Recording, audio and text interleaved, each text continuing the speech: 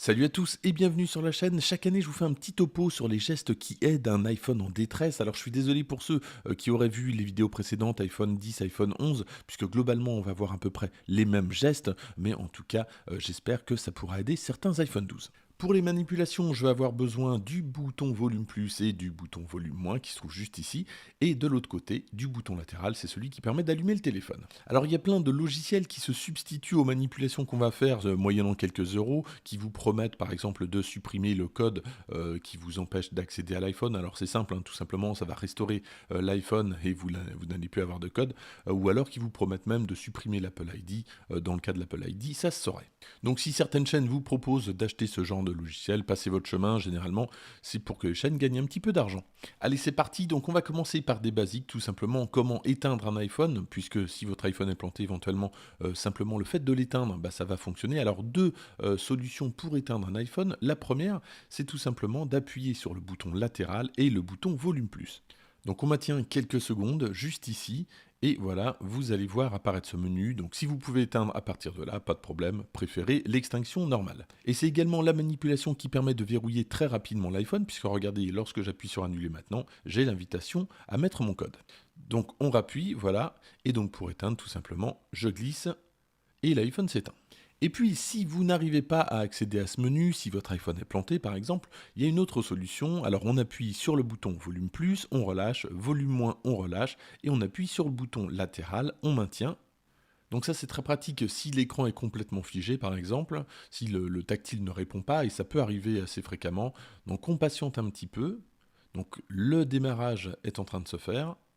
Et dans ce cas-là, il n'y a aucune perte de données, évidemment, c'est juste un redémarrage. Donc là, c'est utile en cas de problème léger. Si vous avez un problème un petit peu compliqué ou vous avez besoin de restaurer l'iPhone, on va devoir passer soit en mode recovery, soit en mode DFU, et c'est ce qu'on va voir tout de suite.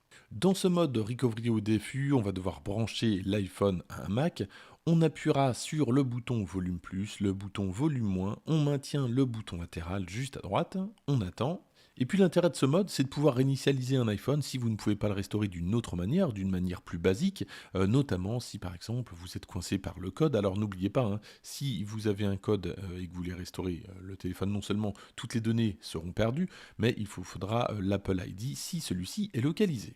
On continue à maintenir le bouton latéral, voilà, et là on peut lâcher. Regardez, sur l'iPhone, j'ai donc ce menu-là, et sur le Mac, j'ai une invite qui me dit que je vais restaurer l'iPhone. Et c'est depuis le Mac que vous allez lancer donc la restauration de l'iPhone. Alors si vous avez un système Catalina ou supérieur, faudra passer par le Finder. Si c'est avant Catalina, faudra passer par iTunes, idem si vous avez un PC. Pour sortir maintenant du mode recovery, tout simplement on maintient enfoncé le bouton latéral, comme ceci, et il n'y a plus qu'à attendre, le téléphone va pouvoir se rallumer.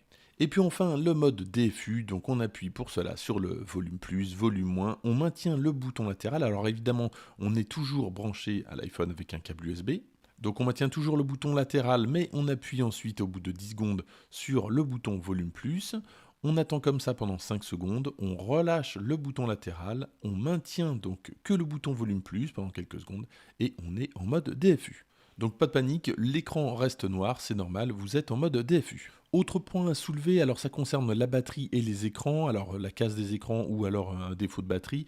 Sachez qu'Apple vous remplace gratuitement votre batterie dans les 2 ans si elle est à moins de 80%, avec un certain niveau de cycle évidemment. Si vous avez 600 cycles, ça ne passera pas. Et sachez que dans tous les cas, c'est pas très cher puisque ça coûte 75 euros pour changer une batterie. Alors là où ça fait mal, c'est si vous cassez votre écran, ça coûte 360 euros. Apple vous demande 360 euros pour changer votre écran d'iPhone 12. Dans ce cas-là, vaut mieux avoir une bonne protection.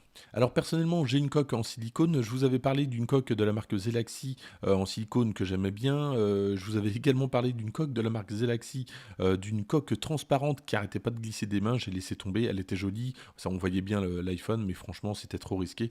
Donc là, je me suis rabattu sur Probien. C'est des coques en silicone. L'avantage des coques Probien, en tout cas, donc c'est pas très cher, ça coûte une quinzaine d'euros, c'est qu'il y a du verre trempé fourni avec, et on va pouvoir donc protéger un petit peu l'iPhone. Et je vous dis, au prix du changement de la vitre, ça vaut peut-être le coup. Du coup, j'en ai commandé plusieurs, notamment pour mon iPhone de test. Donc c'est un iPhone 10S, toujours la marque Probien, parfaite coque, honnêtement parfaitement ajustée, il n'y a aucun souci, elle est super agréable. Pour mon iPhone 12 Pro, pas de souci non plus, donc il y a du microfibre à l'intérieur, la caméra est bien protégée, j'adore. Par contre, très bien ajustée. Et pourquoi je vous dis ça? Tout simplement parce que celle-ci, la version orange, donc qui est normalement la même que la bleue, mon iPhone 12 Pro nage un petit peu plus dans la coque, c'est-à-dire que je le retire vraiment très facilement. Alors, c'est pas compliqué de retirer la coque non plus, en tout cas avec l'iPhone 12, mais c'est normal. Celui-ci, cette coque-là, en tout cas, je trouve qu'on la retire un petit peu trop facilement, donc j'aime un petit peu moins la orange. Donc néanmoins, les trois autres coques, je leur ai trouvé aucun défaut. À l'intérieur, donc on retrouve un petit sachet avec une petite serviette pour essuyer l'écran avant de poser la vitre, une petite notice qui nous explique comment poser la vitre. Et puis donc le verre trempé qui se trouve juste ici. Et donc c'est quand même quelque chose que je vous recommande vivement, en tout cas pour éviter les 361 € de frais de changement d'écran. Dans tous les cas, dans les coques plutôt discrètes, je vous recommande quand même des coques plutôt en silicone. Je pense que ça amortit un petit peu mieux les chocs. Revenons maintenant aux différents problèmes rencontrés par les possesseurs d'iPhone 12. Alors il y en a un qui revient assez régulièrement, qui pour le moment à l'heure où j'enregistre n'a pas été réglé par Apple. Il semblerait que ce soit un problème logiciel. C'est le bug de l'écran vert qui clignote lorsque la luminosité est à moins de 90%, donc vous pouvez avoir ce problème-là, mais je pense qu'Apple va corriger ça avec une mise à jour. Et puis si vous rencontrez des problèmes logiciels, rien ne vous empêche d'aller dans les réglages généraux et réinitialiser, et de réinitialiser certains réglages. Certains problèmes de clavier par exemple peuvent se régler avec un reset du dictionnaire, d'autres problèmes liés à iCloud par exemple peuvent également se régler avec une réinitialisation des réglages réseau.